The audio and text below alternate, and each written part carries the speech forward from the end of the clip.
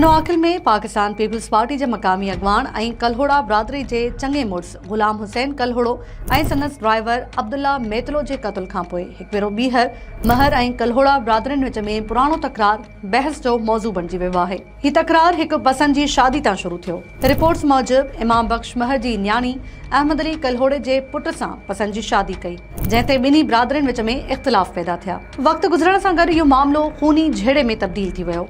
इन तकरार दौरान ॿिन्ही धुरियुनि जा 4 माण्हू क़त्ल थी चुका आहिनि। महर बिरादरी जा मंज़ूर अहमद ऐं शहज़ादो महर, जॾहिं त कल्होड़ा बिरादरी जा अब्दुल गफ़ार ऐं गुलाम मुर्तज़ा क़त्ल थिया हुआ। इन्हनि वाक़िअनि सबबि इलाइक़े में डिघे अरसे ताईं छिकताण बरक़रार रही।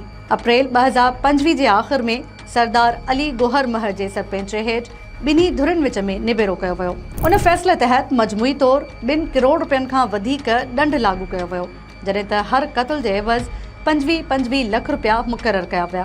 फ़ैसिले में अगराई कंदड़ धुर ख़िलाफ़ कानूनी कार्रवाई जी भी हिदायत कई वई हुई। निबेरे खे लॻभॻि 1.5 महीनो बि मुकमल न थियो हो त पनवाकिल जे बाइजी चौक ते हथियारबंदनि फायरिंग करे गुलाम हुसैन कल्होड़ो ऐं संदसि ड्राइवर अब्दुल्ला मेतलो खे क़त्ल करे छॾियो। पुलिस ज़रियनि मूजिबि वाक़िए जो ताल्लुक़ महर कल्होड़ा तकरार सां थी सघे थो, जॾहिं त सरकारी जांच जारी आहे। इन वाक़िए खां पोइ इलाइक़े में छिकताण वारी सूरतहाल पैदा थी वई आहे।